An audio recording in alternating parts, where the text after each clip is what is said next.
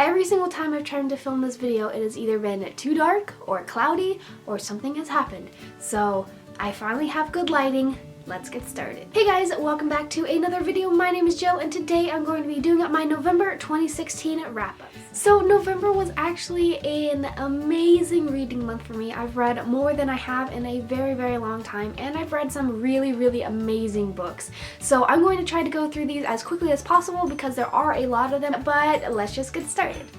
The first book I finished in the month of November was Arrowfire by Sarah J. Maas. This book was so good. It is the third book in the Throne of Glass series. I'm not going to give a summary or anything, but it was so freaking good. It's probably my least favorite of the books so far, just because the beginning part was really, really slow in my opinion, and also I really hated Rowan. I wanted to punch him because I hated him so much, but it's okay. By the end, I really, really loved him. But yeah, overall, I really enjoyed it. I think this book expands the world so much, and we get to see the world just explodes from the first two books. This book, we go all over the place and it's great, and I love the multiple POVs. This book was really, really good, and I love this series so much. It's very quickly becoming one of my favorites ever. Next up, I finished a book that I've been reading for the last few weeks for school, and that is the Odyssey by Homer. I've mentioned this a few times on my channel. I did my junior panel on this book and it went really well.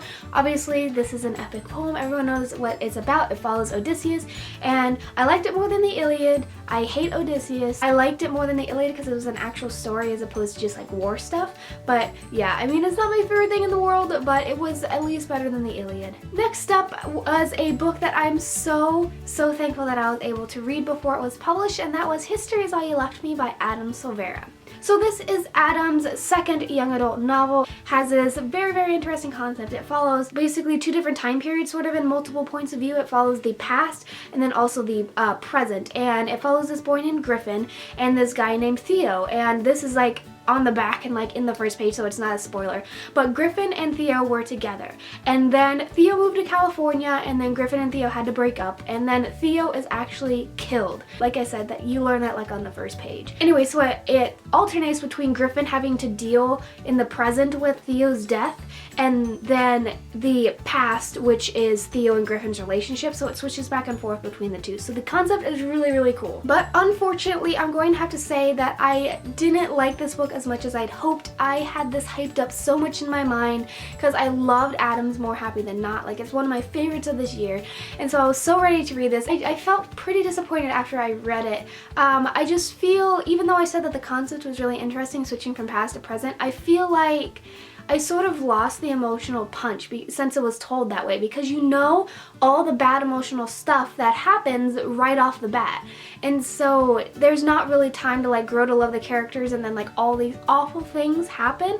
I feel like I would have liked it better if it was told just straight through, even though I do admire Adam for doing this different thing because it's different and everything, but I don't know, I just didn't really connect with any of the characters, and it breaks my heart because I wanted to love this book so much. I think I ended up giving 3.5 stars, but it is very interesting. I feel like I might have to raise it a little bit because I can't stop thinking about this book.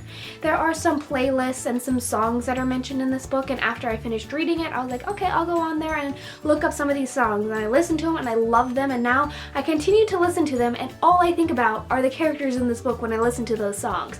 So it has stuck with me, and I've read this a month ago now, and I still think about it all the time, and so I think that counts for something. I guess just in the moment I didn't enjoy it that much, but afterwards it won't go away. There we go.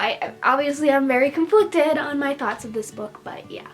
Next up, I reread a book that I've been meaning to for forever, and that is An Ember in the Ashes by Sabaa Tahir. I've told this story multiple times. I read this book over a year ago on vacation, and I didn't really love it that much. I wasn't really connected with the characters, but I know that so many people love this series, and the sequel just came out, and I really wanted to read the sequel, but I completely forgot everything that happened in this book, plus I didn't really enjoy it that much the first time around, and so I decided that I was going to reread it, and I finally did, and it was so much better this time around. It was so much better. Just a quick summary, it follows this boy named Elias and this girl named Laya, and it's in multiple POVs. Elias is a soldier kind of guy, and Laya is basically running from the law because her entire family has been convicted of treason and all that kind of stuff. So anyway, I loved it so much more this time around. I'm so happy that I reread it. I just love all the characters, and I'm so pumped to read the next book. So I'm very thankful that I reread this because I loved it so much. Next up, I read one of my book club books, and that was Flashfall by Jenny Moyer. And this book has a pretty interesting concept. It follows these two characters named Orion and Dram, and they basically live in this world that has been completely devastated by radioactive material. And basically there are two different types of people. There are subpars and then naturals, and subpars are kind of immune to the radiation, like it eventually gets to them, but the naturals are completely unable to withstand it. So basically all the naturals live in this protected city that's like separated, and the subpars are forced to mine this mineral called cerium. And basically what cerium does is it creates the wall around this protected city that protects them from radiation. And the catch is that if the subpars mine a certain amount of cerium, then they get granted access into this protected city. So they all really want to get access into the protected city because mining is awful and the protected city, you know, is great and rich and all that kind of stuff. Anyway, so Orion and Dram are subpars, and Orion is a lead Ore Scout, which means she can mine really well, and her and Dram are about at 4 grams of cerium, and it basically like goes from there. Overall, I didn't really enjoy this book that much. I wasn't really connected with the characters. Basically there were no sort of like secondary characters. Like there were the 2 main characters, but then all the other like minor characters either died or disappeared within like a few minutes after them being mentioned, so I didn't really get connected with lots of them very much. And also I felt like this book was pretty chaotic. Like Orion and Dram sort of go all over this world, which was good at first because we get to see like so much of this world, but it just felt very chaotic and crazy, and I couldn't follow it, and I was pretty confused on a lot of like the terms that were used in this book. And yeah, so overall I didn't really enjoy it that much, but I actually got to meet with this author for our book club. She came and talked to us for an hour about it, and she was really sweet, and then she signed my book, and so it was really good. But overall, this wasn't my favorite thing in the world. Next up, I read one of my buddy reads for the month of November, and that was The Rose and the Dagger by Renee Audier, and I read this with Kayla from Literature Reads. I will link her down below. I have a review filmed for this book, but I'm not really sure when it's going to go up, but it will be going up soon, hopefully. This is the sequel to The Wrath and the Dawn and the conclusion to the Wrath and the Dawn duology.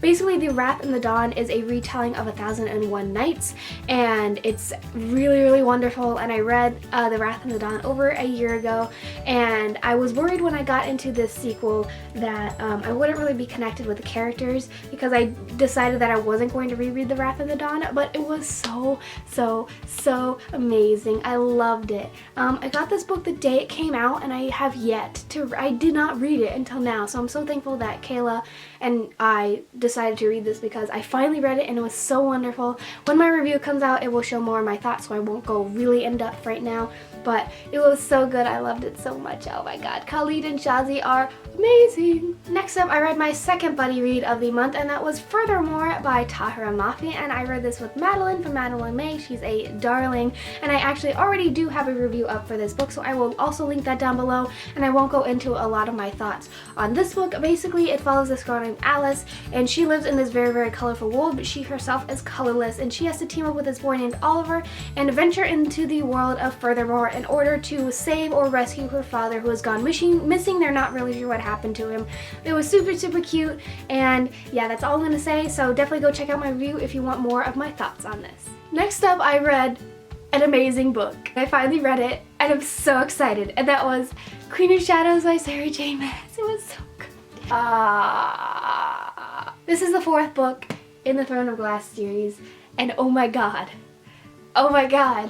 Adian and Aelin and Rowan and Lysandra and Dorian and Kale, and oh, so good. I loved it. This is probably my favorite book now in the series. It was so, I can't. Like, I didn't even write a review for this on Goodreads because I couldn't even handle it because I was fangirling so hard.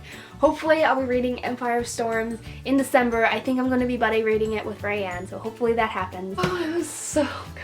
Next up, I read Last Seen Leaving by Caleb Royrig, and this was another one of my book club books for the month. This book has a really interesting sort of mashup of traits. It is classified as sort of a thriller murder mystery story, but it also focuses a lot on LGBTQ and coming of age and all that stuff, and I really, really loved how this author combined the two. Overall, I would say the mystery aspect of this book, basically it follows this boy named Flynn, and his girlfriend January has gone missing, and he has to find out what happened to her. I would overall rate the mystery part of the story probably like 2 to 2.5. It felt very Gone Girl-esque for the first little bit, and then it switched to sort of really Criminal Minds-like. And don't get me wrong, I love Criminal Minds, but I feel like I've experienced this story multiple times, so it wasn't really like thrilling or exciting for me because I could kind of guess what would happen. On the other hand, the coming of age or LGBTQ plus aspects of these stories were done amazingly and beautifully, and I would probably give that aspect of the story either 4 or 4.5.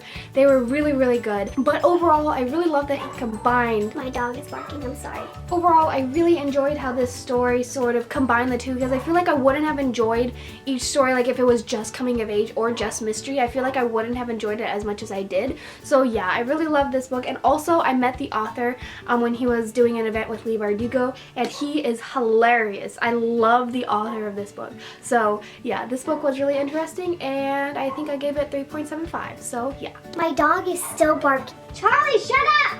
The last book I read in the month of November was actually an ebook, and that was Simon versus the Homo Sapiens Agenda by Becky Albertalli. This book is adorable. Adorable. So I had this ebook on my phone for a while because I downloaded it when it was really cheap on iBooks, and I finally ended up reading it when I was waiting in line for Thanksgiving dinner, and I read it in like 2 days. It was adorable. I just can't even explain it. Basically, it follows this boy named Simon, and he is gay, and he has been messaging this other boy who's also gay, and they are so cute.